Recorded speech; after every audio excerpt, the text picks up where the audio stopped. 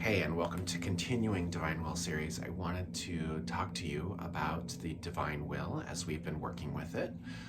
February's kind of a short month, so we're going to stick with the current frequency of unity in the Divine Will series as we move through February and look forward to the next segment at the end of February, the beginning of March. So I wanted to say the will to initiate for me was very tangible. There was a very clear flow of energy from my crown to my root, to my root to my crown, through those little donuts of energy, and that energy flows through me. Even now, as I think about, and I invite you to do the same, I think about those little donuts, those little circles of light above the head and at the base of the spine and all along the spine, wherever you visualize them is correct. And feel that electric charge or that pulse of energy that's moving up and down and back and forth, like the Kundalini or the life force energy as it flows through your spine and your body. That is correct. However you're experiencing it is correct. That will to initiate is easy to initiate, to visualize and to feel. For the second, that may be a little bit harder, as we culturally often have a hard time with the heart center.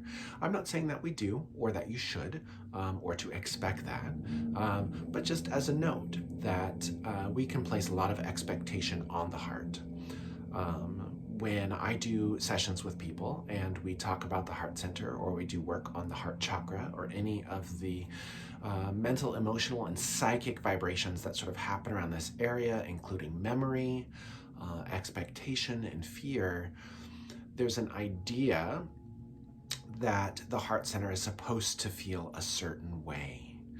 I know I've encountered this personally in my own practice. That is, I always thought that my heart was to feel a certain way when I did things, and certain people would talk about very high blissed out experiences or like divine love in a certain way, and I would think to myself, why am I not experiencing that? Like, I feel this in my heart instead. And it's a weird, sneaky little psychic little booger in there that's telling you that your heart should feel other than it feels. Now, I'm not talking about that if you're experiencing depression or you're experiencing anxiety or any of those sorts of things, which are responses, or streams of consciousness that you might be moving through, working through, holding your light in. Those are different. What I'm talking about is just imagine it as what's the feeling of the resting heart, right? And so let's feel that for a second in this video, and then I'll continue, which is to say, without expectation and with the intention that this be easy, protected, guided, and supported for us each individually in our body, minds, and bodies as they are. For we are loved, we belong, we are perfect in that sense. Our hearts at this time feels like what? So I invite you to close your eyes and think about the alignment of your body. If it's helpful to think about the will to initiate and those streams of energy connecting above and below, or any body of light or other meditation practices that you do that can center you through breath or intention or awareness on the heart center.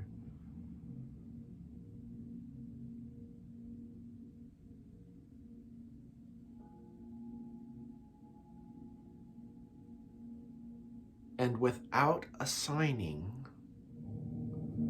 a quality of good or bad to the feeling, but instead accepting it, what would you name the feeling in your heart?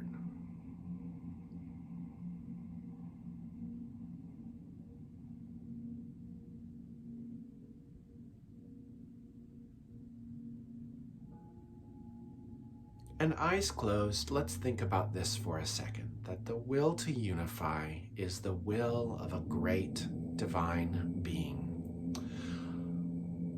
The consciousness and power of a star that brings with it a frequency of love, much vaster and larger than any single human, but with the same great loving capacity that we all have within us. And the feeling or the word that you would describe for your resting heart. Just imagine that you're holding that feeling, that word or quality, without judgment, simply by breathing and awareness.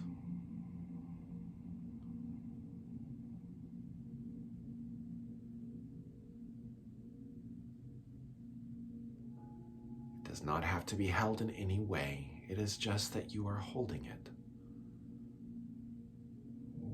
Maybe gently.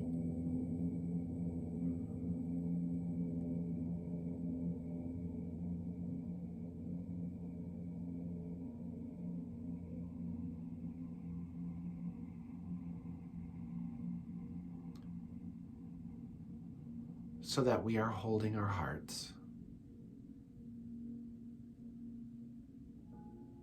Maybe our hearts are being held by the will to unify.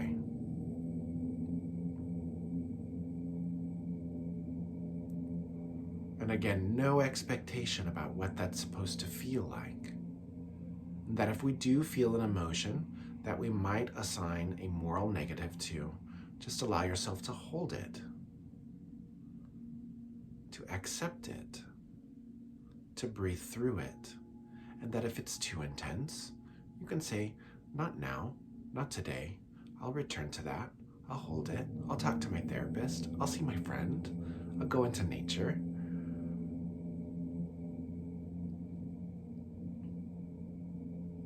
Because I find that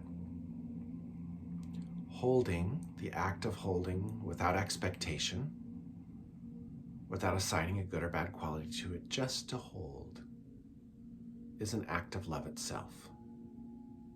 And that is the will to unify on a very human level, but I also think it's the will to unify on a very divine level, on a very manifest divine level. So it's both.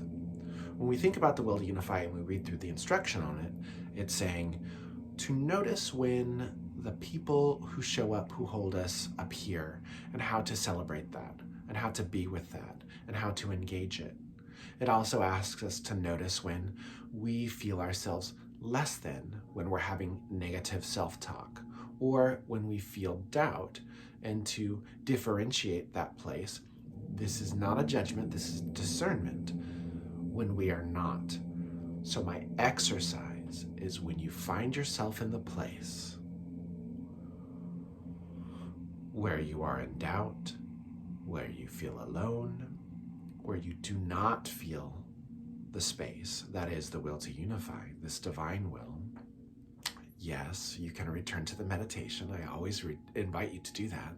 And also, you can use a simple act of breathing into the heart space, of holding, which is a form of metta, of divine love, and just hold it as it is. As is. Which is a great song by Ana DeFranco, by the way. You might want to look that one up. That is my gift for this week's divine will to initiate, to unify, or let's say to initiate unification, or to initiate unity, to find the people that celebrate you, that you celebrate with, to hold your heart as is. And bless you, and thank you for watching. Goodbye.